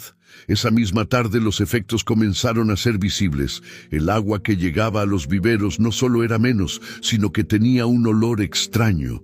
Las plantas más cercanas al sistema de riego, las orquídeas más valiosas, comenzaron a mostrar signos de estrés. Sus hojas, antes de un verde brillante, se tornaron amarillentas en los bordes. Era como si el veneno subiera por sus raíces. Ángela tuvo que dar la orden de cortar el riego principal. Estaban en una carrera contra el tiempo. «Don Manuel, reúna a todos los hombres», ordenó Ángela, su pánico transformándose en la furia de una líder. «Necesitamos agua, ahora. Traigan todos los contenedores, los tambos, todo lo que tengamos. Vamos a la naciente y recolectaremos el agua antes de que se contamine más. La almacenaremos». Era una solución temporal, desesperada. Tenían que salvar la cosecha que estaba en proceso, la que garantizaba el contrato. Toda la finca se convirtió en un hormiguero. Hombres, mujeres e incluso Enrique y Dalia formaron una cadena humana desde la naciente hasta los grandes tanques de almacenamiento que tenían para la reserva. Sacaban el agua con cubetas, con jarras, con lo que fuera. Era un trabajo agotador. El flujo era débil, pero aún era limpio en la fuente misma. El veneno y el cemento se estaban filtrando lentamente. Tardarían en contaminar todo. Tenían quizás unas horas. Ángela trabajaba codo a codo con ellos, el agua salpicando su rostro, las lágrimas de rabia mezclándose con el sudor. «¿Por qué? ¿Por qué tanto odio?», le preguntó a doña Ofelia, que supervisaba el trabajo. «Porque tú les demostraste quiénes son, Ángela», respondió la anciana. «Les mostraste su propia miseria, y la gente como ellos no soporta ver su reflejo en el éxito de otros. No es a ti a quien odian, se odian a sí mismos». Mientras trabajaban, Enrique tuvo una idea. «Mamá, si ellos bloquearon la veta principal, debe haber vetas secundarias. El agua tiene que buscar una salida. Doña Ofelia lo dijo, el agua siempre busca bajar. A lo mejor podemos encontrar una desviación antes del bloqueo». Ángela lo miró. Su hijo, su pequeño Enrique, estaba pensando como un ingeniero, como un líder. «Tienes razón, Manuel. Toma a 3 hombres. Sigan la grieta hacia arriba con Enrique. Busquen cualquier desviación, cualquier goteo. Rápido». El sol se estaba poniendo.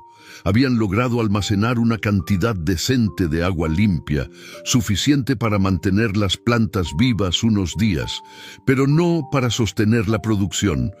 Todo dependía de que Enrique encontrara una fuente alternativa o de que pudieran deshacer el bloqueo. Ángela miró hacia la montaña, oscura y amenazante.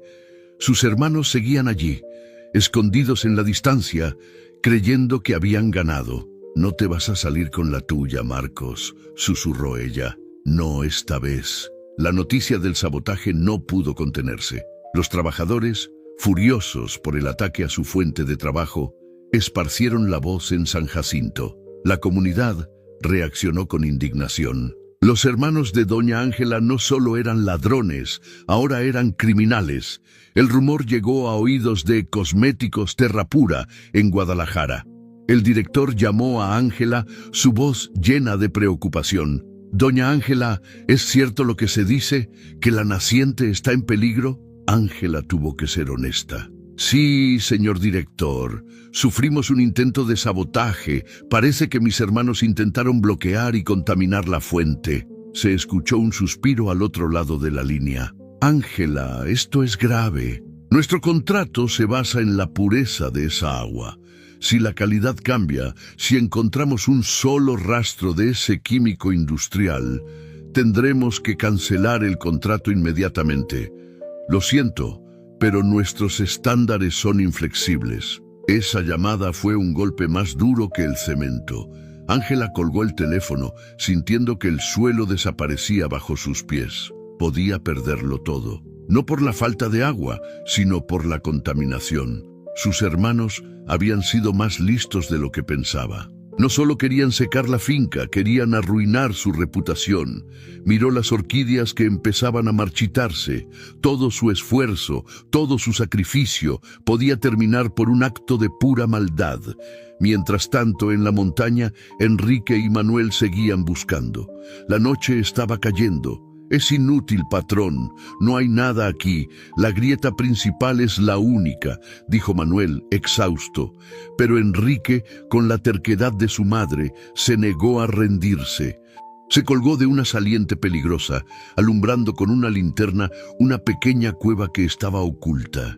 «Espere, don Manuel, aquí siento humedad». Se metió en la oquedad. Era estrecha, pero dentro escuchó el goteo. Era otra veta, mucho más pequeña, pero el agua estaba allí, filtrándose por una roca diferente. «La encontré, es otra, y está limpia», gritó desde adentro. Salió de la cueva, cubierto de tierra. «Está por encima del bloqueo. Ellos no la vieron. Podemos desviarla». La esperanza regresó de golpe. Tenían una oportunidad. Corrieron a la casa. «Mamá, encontramos otra veta. Es pequeña, pero es limpia. Podemos canalizarla. Podemos salvar las plantas». Ángela abrazó a su hijo tan fuerte que casi lo ahoga. «Mi niño valiente, mi niño listo». Inmediatamente dio nuevas órdenes. «Manuel, todo el personal. Necesito que trabajen toda la noche. Tomen tuberías, mangueras, lo que sea. Tenemos que conectar esa nueva veta a los tanques de reserva antes de que amanezca». El trabajo fue titánico. A la luz de faroles y linternas, los hombres trabajaron en la montaña, en un terreno peligroso, para instalar una tubería improvisada, desde la pequeña veta secundaria hasta los tanques. Era un flujo débil, no sería suficiente para la expansión, pero era suficiente para mantener vivas las plantas principales. Era agua pura. Ángela sintió un alivio momentáneo. Habían ganado la batalla por la supervivencia esa noche, pero la guerra no había terminado. Al amanecer, el primer rayo de sol iluminó a un equipo de hombres exhaustos pero victoriosos. Un hilo de agua limpia y pura, la sangre nueva de la finca, llegaba a los tanques de reserva. Ángela les llevó café caliente y comida. «No sé cómo pagarles esto», dijo, con la voz quebrada por la emoción. Manuel sonrió. «Usted nos dio trabajo cuando nadie más lo hacía, doña Ángela. Esta finca es tan nuestra como suya.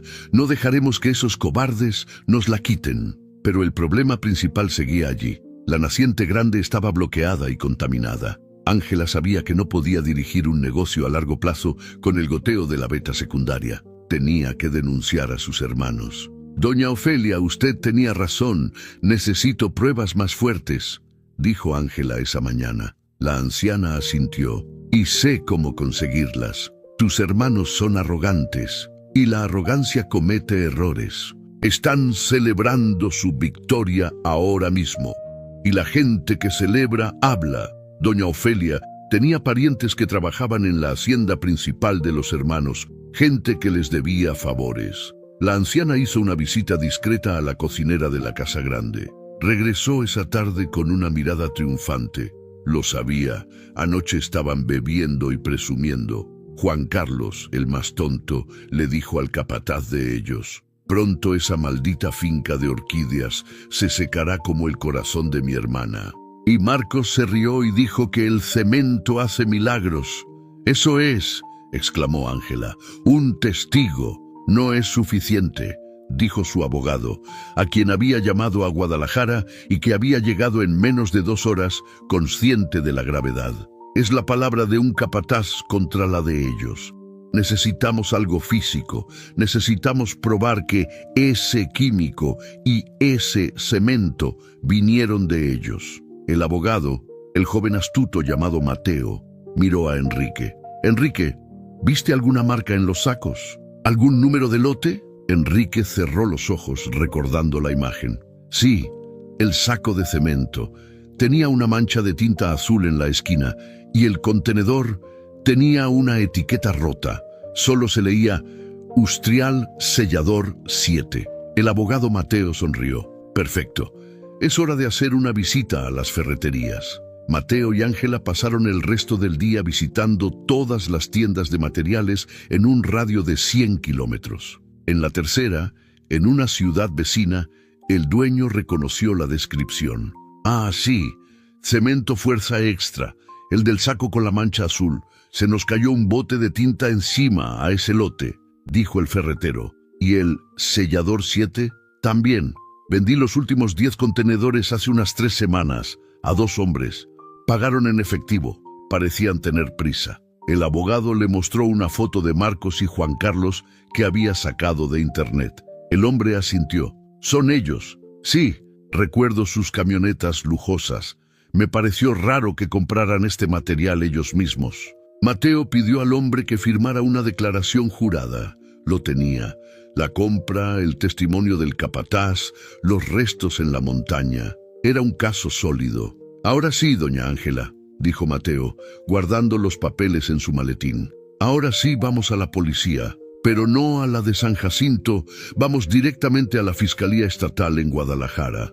Vamos a acusarlos de intento de destrucción de propiedad, contaminación de agua y sabotaje comercial». La acción fue fulminante. Con la declaración del ferretero y el testimonio del capataz, quien accedió a hablar a cambio de protección, pues odiaba a los hermanos, la Fiscalía Estatal actuó. Pero no lo hicieron con una simple citación. Llegaron a la hacienda principal al amanecer, con varias patrullas y una orden de cateo. Marcos y Juan Carlos fueron despertados por los golpes en la puerta. Estaban en medio de una resaca, celebrando su supuesta victoria. Cuando vieron a los agentes y al abogado Mateo, su arrogancia se desvaneció. «Esto es un atropello. Usted no sabe quién soy», gritó Marcos. Pero los agentes no estaban jugando. «Tenemos una orden para registrar esta propiedad en busca de cemento fuerza extra, con manchas de tinta y sellador industrial 7», dijo el comandante a cargo. Los rostros de los hermanos se volvieron blancos como el papel. Habían guardado los sacos sobrantes en la bodega abandonada. Los llevaron a la bodega, y allí estaba todo. Los sacos restantes idénticos a los encontrados en la montaña, con las mismas manchas de tinta, los contenedores de químico, las palas y cubetas aún con restos de cemento seco. Era una prueba irrefutable. Fueron arrestados en el acto, esposados frente a sus propios trabajadores, los mismos que habían humillado durante años. La noticia recorrió Jalisco como un reguero de pólvora. Los poderosos terratenientes, arrestados por intentar destruir a su propia hermana. El juicio fue rápido. Las pruebas eran abrumadoras. Cosméticos Terra Pura se unió a la demanda, acusándolos de sabotaje que ponía en riesgo un contrato multimillonario. El licenciado Ramírez, el abogado original, testificó contra ellos, admitiendo la manipulación del testamento inicial, en un intento desesperado por salvar su propia licencia. Marcos y Juan Carlos fueron declarados culpables de todos los cargos. La sentencia fue dura, varios años de prisión. Pero la justicia no terminó ahí. Para compensar los daños masivos causados a la Hacienda del Manantial y a Cosméticos Terra Pura, el juez ordenó el embargo de las propiedades de los hermanos. Sus tierras fértiles, sus tractores e incluso la hacienda principal, la casa que le habían robado a Ángela, fueron puestas en subasta pública para pagar la indemnización. La arrogancia les había costado absolutamente todo. Ángela estaba en la corte cuando se leyó la sentencia. Miró a sus hermanos, dos hombres rotos y vencidos, siendo sacados de la sala. No sintió alegría, no sintió triunfo, sintió una profunda y helada lástima. Habían tenido todo en la vida, la mejor tierra, educación, el dinero de su padre, y lo habían perdido todo, no por mala suerte, sino por la podredumbre de sus propios corazones. Ella, que no había tenido nada, ahora lo tenía todo. No por suerte, sino porque había luchado por ello. Regresó a su valle esa noche. La naciente principal seguía bloqueada. El daño era permanente. La veta secundaria que Enrique encontró era ahora su única fuente de agua. Era menos, sí, pero era suficiente. El negocio tendría que ser más pequeño, más cuidadoso, más especializado, pero estaba vivo. Ángela se sentó en el porche, mirando la montaña. Había ganado la guerra. Había perdido su familia de sangre, pero había ganado una familia de verdad en doña Ofelia, en sus trabajadores y sobre todo en sus hijos. La finca había sobrevivido. La noticia de la sentencia cayó como una bomba en San Jacinto. Hubo una celebración improvisada en la plaza del pueblo.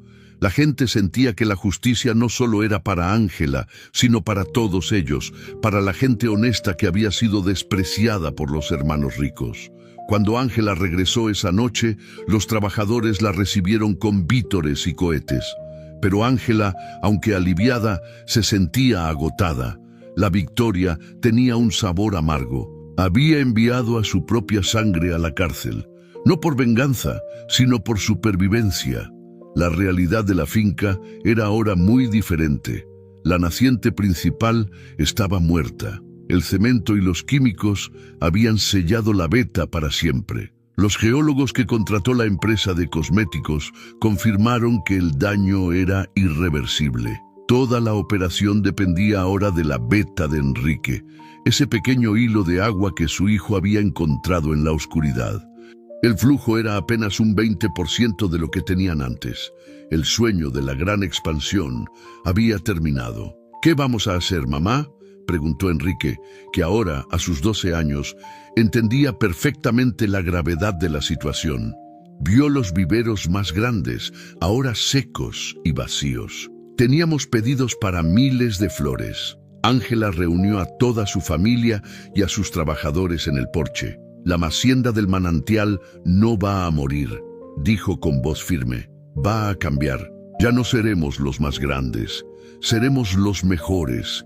Cuidaremos cada gota de esta agua como si fuera oro líquido. Produciremos menos, pero cada flor será perfecta. Esta nueva filosofía requería más trabajo, no menos. Tuvieron que reducir el área de cultivo, concentrándose solo en la zona más rocosa, la más cercana a la veta de Enrique. Cada planta recibía atención individual. Desarrollaron un sistema de riego por goteo de precisión, diseñado por el propio Enrique con la ayuda de los ingenieros de la empresa. Ya no había margen de error. El agua era demasiado preciosa. Ángela tuvo que despedir a la mitad de sus trabajadores. Una decisión que le rompió el corazón, aunque les pagó una indemnización generosa. Los trabajadores que se quedaron redoblaron sus esfuerzos, sintiéndose parte de una misión. Don Manuel se convirtió en el guardián del agua, midiendo el flujo cada hora. Dalia y Noemí, que veían a su madre estresada, se encargaron de la casa y del huerto personal para que Ángela pudiera concentrarse en el negocio. La familia se unió más que nunca, forjada en la adversidad.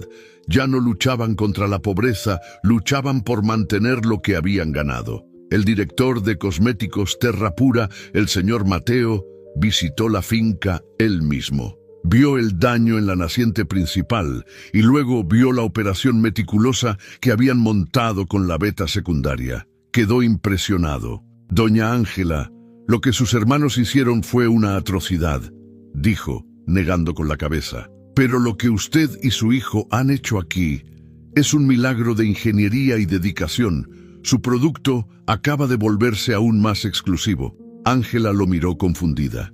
¿Exclusivo? Señor Mateo, apenas podremos cumplir con un cuarto del contrato. Él sonrió. No se preocupe por el contrato antiguo, lo rompemos, haremos uno nuevo. Ya no le compraremos por volumen, le compraremos por calidad. Esta orquídea de la veta de Enrique es ahora la flor más rara del mundo y nuestros clientes pagarán el doble por ella.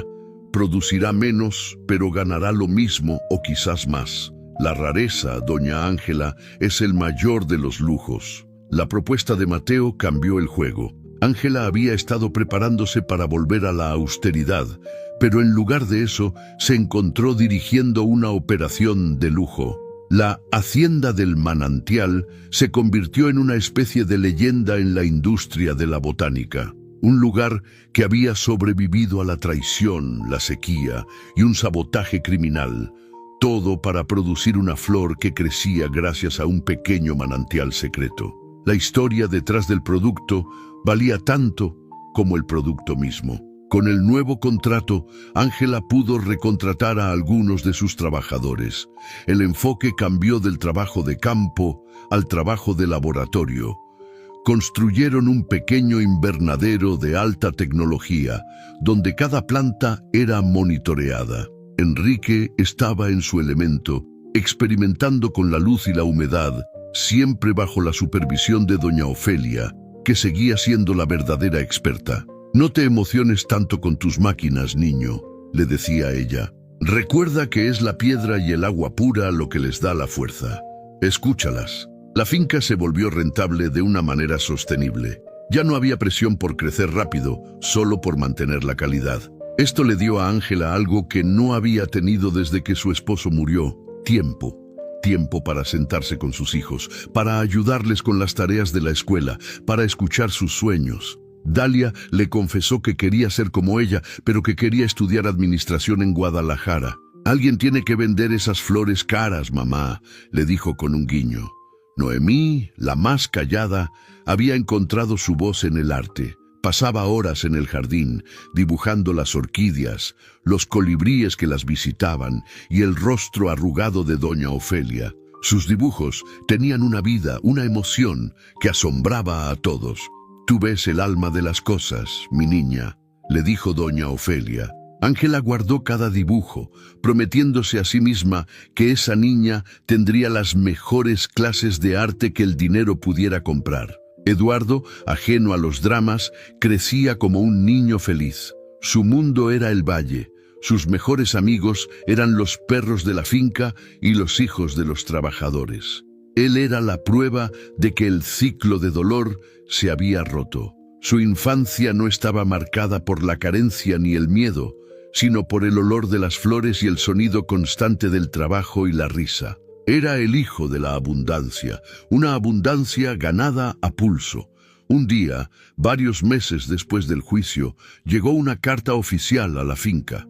Era una notificación del banco. Los bienes de Marcos y Juan Carlos, incluyendo la hacienda principal y las tierras fértiles, saldrían a subasta pública para pagar las deudas y la indemnización que le debían a ella y a Cosméticos Terra Pura. La subasta sería en Guadalajara en 30 días. Ángela sostuvo el papel en sus manos, sintiendo un nudo en el estómago. El capítulo final de su pasado estaba a punto de escribirse. Ángela no durmió esa noche. ¿Qué debía hacer? ¿Ir a la subasta? ¿Ver cómo desmantelaban el legado de su padre? Parte de ella quería estar allí, para ver la justicia completa. Otra parte quería olvidar, dejar que el pasado se fuera. Habló con doña Ofelia al amanecer. «No sé qué hacer. Siento que si voy es por venganza, y yo no quiero sentir eso». La anciana tomó un sorbo de su café. «No vas por venganza, hija. Vas a cerrar una puerta. A veces, para asegurarte de que un fantasma no vuelva, tienes que verlo desaparecer con tus propios ojos». El día de la subasta, Ángela condujo su pequeño camión hasta Guadalajara.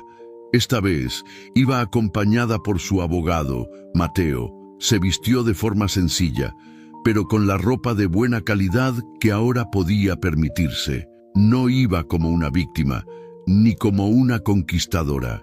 Iba como una mujer de negocios, como la dueña de la hacienda del manantial. La sala de subastas estaba llena.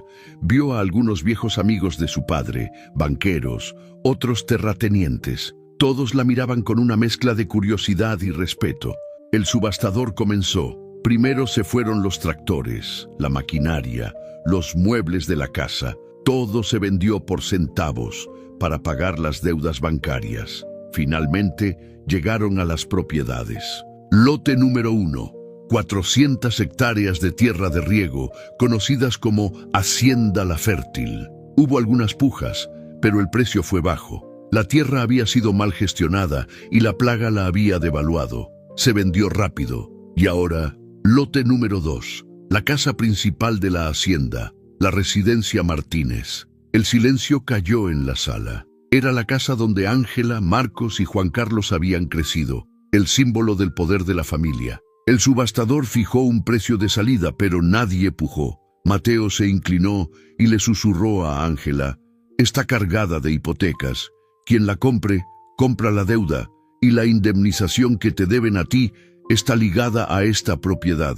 Es un mal negocio para cualquiera, excepto quizás para ti». «¿Qué quieres decir?», susurró ella. «Que puedes pujar usando el dinero que te deben. No tendrías que poner un solo peso de tu bolsillo. Podrías tomarla a cambio de la deuda». Ángela lo pensó. Esa casa, el lugar de sus recuerdos más felices y más dolorosos. Vio a sus hermanos en su mente, riéndose de ella en la oficina del notario. Vio a su padre, enfermo, siendo manipulado. «Una puja», dijo el subastador. «Cualquiera». «Yo», dijo Ángela. Su voz fue clara y resonó en la sala. Todos se giraron a mirarla. «Pujo por el valor de la deuda». El subastador miró sus papeles, miró a los representantes del banco. Asintieron. Era una transacción legal. «Doy el valor de la deuda a la 1, doy el valor de la deuda a las 2. ¿Nadie más?»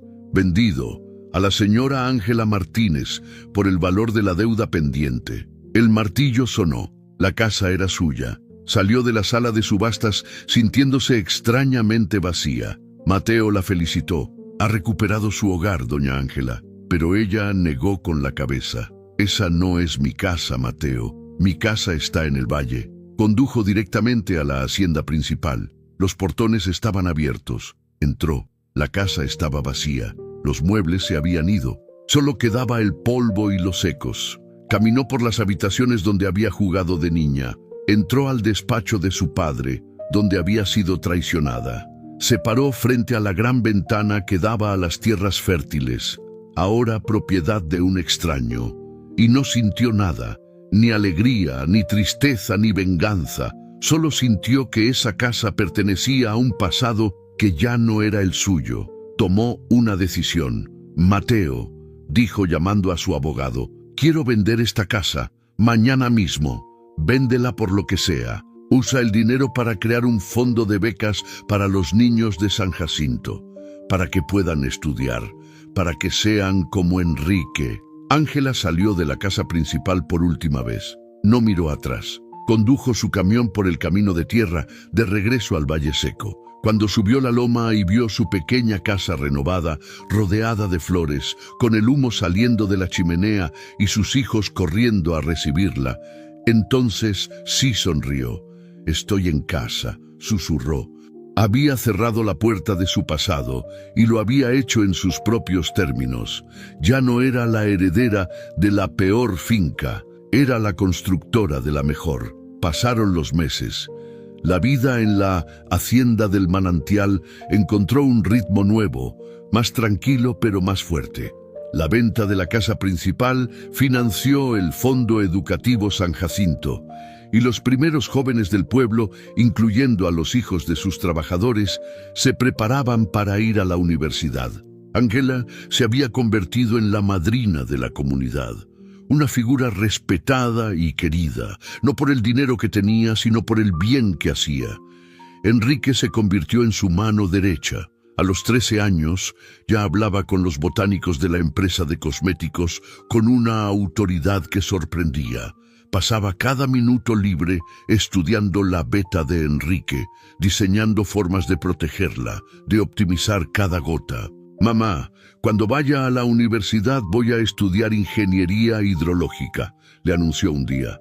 «Voy a asegurarme de que a esta finca nunca más le falte agua». Ángela lo abrazó, sus ojos llenos de orgullo. Su hijo había encontrado su vocación en la crisis. Dalia, por su parte, demostró tener una mente aguda para los números. Mientras Ángela gestionaba la producción, Dalia, con solo 11 años, revisaba las facturas. «Mamá, este proveedor de sustrato nos está cobrando un 10% más que el mes pasado. Hablé con Mateo y dice que podemos conseguirlo más barato en Zacatecas». Ángela casi se desmaya. Su hija no solo era dulce, era una negociante. «Serás la directora de esta empresa un día, mi amor», le dijo riendo. Noemí era la artista. Su sensibilidad, que antes la hacía tan vulnerable al miedo, ahora le permitía ver la belleza que otros ignoraban. Pintaba las orquídeas con tal detalle que Cosméticos Terra Pura le pidió usar sus dibujos en sus empaques de lujo. Sus flores, pintadas por la niña que creció con ellas, se convirtieron en la imagen de la marca. Noemí floreció, sabiendo que su arte era valorado. Eduardo, con 3 años, era el sol de la finca, un niño robusto que no recordaba nada de la pobreza. Su única preocupación era si podía o no montar el becerro más manso. Él era la promesa de un futuro sin sombras, la prueba viviente de que el ciclo de dolor y traición había terminado con sus hermanos. Él era el primer Martínez del Valle que solo conocía el amor y la prosperidad. Un día llegó una carta de la prisión. Era de Marcos. Ángela la sostuvo durante horas antes de decidirse a abrirla. La letra era torpe, temblorosa. Marcos no pedía perdón, no pedía dinero, pedía una visita. «Solo quiero hablar», escribió. «Juan Carlos no está bien, está perdido. Yo no sé qué hacer». Ángela sintió un escalofrío. La rabia se había ido y solo quedaba la lástima. Consultó con doña Ofelia. «¿Debo ir? Después de lo que hicieron?» La anciana miró el horizonte. «El perdón no es para ellos, hija. Es para ti. Es el último candado de tu propia jaula. Ve, escucha y luego sé libre». Ángela decidió ir. Fue sola. El viaje a la prisión fue largo. Vio a sus hermanos detrás de un vidrio grueso. Estaban irreconocibles, flacos, pálidos, con la mirada vacía. La arrogancia había desaparecido, reemplazada por una desesperación gris. «¿Qué quieres, Marcos?», preguntó Ángela, su voz tranquila, sin odio. Marcos la miró, y por primera vez en su vida, sus ojos calculadores estaban llenos de lágrimas. «Juan Carlos, él no habla. Desde la sentencia no ha dicho una palabra. Se sienta y mira la pared». Hizo una pausa, tragando con dificultad. «Y yo estoy aquí, en este infierno, y todo en lo que puedo pensar es en esa tarde. Cuando te ofrecimos la vaca, recuerdo tu cara, Ángela. Recuerdo el hambre en los ojos de Enrique. Creímos que éramos tan listos», continuó, su voz rompiéndose. «Engañamos a papá. Le dijimos que tú y tu esposo nos habían robado. Inventamos deudas. El licenciado Ramírez nos ayudó a cambiar todo. Papá estaba tan enfermo. Nos creyó, o fingió creernos. Nos dio lo que queríamos y nos destruyó». Era una confesión completa. La verdad que Ángela siempre supo, pero que nunca había oído en voz alta. «¿Por qué me dices esto ahora, Marcos? ¿Quieres que te ayude a salir?» Marcos negó con la cabeza vehementemente. No merecemos salir. Merecemos esto y más». La miró fijamente. «Te lo digo porque necesito que alguien sepa la verdad. Y porque necesito pedirte». No, perdón, no me atrevo, solo quiero saber cómo lo hiciste, cómo sobreviviste. Nos reímos de ti, te dimos piedras y tú construiste un palacio con ellas». Ángela lo miró y ya no vio al monstruo que intentó destruirla. Vio a un hombre patético, un hombre que lo había tenido todo y lo había apostado por pura codicia. Yo no sobreviví, Marcos. Ellos me salvaron. Marcos frunció el ceño. ¿Quiénes? ¿Los trabajadores? ¿La vieja Ofelia? No, dijo Ángela. Mis hijos. Cada vez que quise rendirme, veía a Enrique apretando los puños, listo para pelear por mí. Veía a Dalia y Noemí, asustadas, pero confiando en mí. Oía llorar a Eduardo de hambre. Tú no tenías nada que te anclara a la tierra, Marcos. Solo tenías cosas. Yo lo tenía todo. Tenía 4 razones para levantarme cada mañana y pelear contra ese suelo duro. Ustedes me quitaron la tierra fácil y me obligaron a encontrar mi fuerza en la tierra difícil. No me diste la peor finca. Me diste la única que podía salvarme. Ángela se levantó. Adiós, Marcos. Espero que tú y Juan Carlos encuentren algo por lo que vivir, aunque sea aquí dentro. Se fue de la prisión sintiendo que el último gramo de peso había salido de sus hombros. Había visto la verdad completa y la verdad la había hecho libre. Ya no era la hermana traicionada, ya no era la viuda pobre, era simplemente Ángela, la madre del valle, la que hacía florecer las piedras. Ya no había nada que la atara a su pasado de dolor. El viaje de regreso fue de paz. El sol se estaba poniendo sobre los campos de Jalisco. Cuando llegó a la entrada de su finca, ahora con un letrero de madera tallada que decía Hacienda del Manantial, fundada en la esperanza, respiró hondo. El aire olía a tierra mojada y a las orquídeas. Sus hijos corrieron a recibirla. La guerra había terminado. La vida, por fin, podía simplemente ser vida. Pasó un año más. Un año de paz y trabajo duro.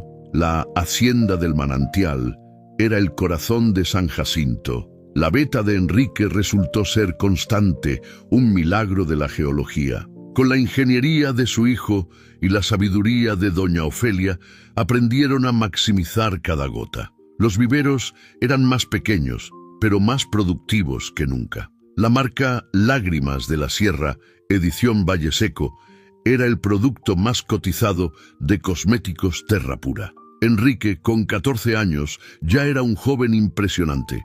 Había diseñado un sistema de recolección de agua de lluvia que apoyaba al huerto, dejando la beta exclusivamente para las orquídeas. Había sido aceptado con una beca completa en la mejor universidad agrícola de Chapingo, pero decidió estudiar los primeros años a distancia para no dejar a su madre sola con el trabajo. Iré cuando Dalia esté lista para tomar mi lugar, dijo con seriedad.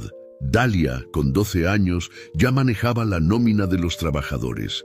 Tenía una mente brillante para las finanzas y una dulzura que hacía que todos la respetaran. Era la diplomática de la familia, la que resolvía las disputas entre los trabajadores, la que negociaba con los proveedores con una sonrisa que desarmaba. Ángela sabía que el futuro administrativo de la finca estaba en manos inmejorables. Noemí, con 10 años, había ganado un concurso de arte estatal. Sus pinturas del valle, de las flores raras, del rostro de doña Ofelia, habían conmovido a los jueces. La invitaron a exponer en Guadalajara. Era una niña tímida, pero su arte gritaba con fuerza y color. Había encontrado la belleza en el lugar que el mundo había llamado feo. Eduardo, con 4 años, era un torbellino. No sabía nada de juicios, ni de traiciones, ni de hambre. Su vida era correr por los campos, aprender a montar a caballo con don Manuel y robar tortillas calientes de la cocina. Él era la cosecha más importante de Ángela, la prueba de que la vida podía empezar de nuevo, limpia y pura. La casa, aquella ruina que los recibió con viento y desesperanza, era ahora un hogar cálido y lleno de vida. Las paredes estaban pintadas de un alegre color amarillo. El techo, antes lleno de agujeros, era sólido. El porche de madera donde Ángela se había sentado a llorar su desgracia era ahora el centro de la vida familiar. Había mecedoras, macetas con geranios y siempre una jarra de agua fresca de limón para los trabajadores. Donde antes había solo polvo y rocas, ahora se extendía el jardín de Dalia y Noemí, un estallido de colores que atraía a cientos de mariposas. Más allá, los viveros de las orquídeas, protegidos bajo sombra, brillaban con el púrpura intenso de las flores. El viejo pozo seco, el que había simbolizado su desesperanza, había sido limpiado y sellado. Ángela lo convirtió en un monumento. Plantó un rosal trepador a su alrededor. Era un recordatorio de que a veces, donde parece no haber nada, es solo que no estamos buscando en el lugar correcto. La comunidad de San Jacinto prosperaba con la finca. Las familias tenían trabajo estable. Los jóvenes tenían el fondo de becas. La tienda del pueblo vendía más que nunca. La iglesia estaba recién pintada. La pobre coitada del Valle Seco había levantado no solo a su familia, sino a todo un pueblo. Ya no la miraban con lástima, la miraban con una devoción y un respeto que sus hermanos, con todo su dinero, nunca lograron comprar. Doña Ofelia, ahora muy anciana, pasaba la mayoría de sus días en el porche de Ángela. «Ya estoy vieja para subir y bajar ese cerro», decía, aunque todos sabían que lo hacía porque amaba estar rodeada de la vida que había ayudado a cultivar. Se convirtió en la abuela de todos, contando historias a Eduardo, enseñando a Noemí los nombres de las hierbas y dándole a Enrique consejos sobre el clima que ninguna máquina podía predecir. Una tarde, mientras el sol se ponía, tiñendo el valle de colores dorados y púrpuras, doña Ofelia tomó la mano de Ángela. «Lo ves, hija, te lo dije, la tierra es terca, pero es justa.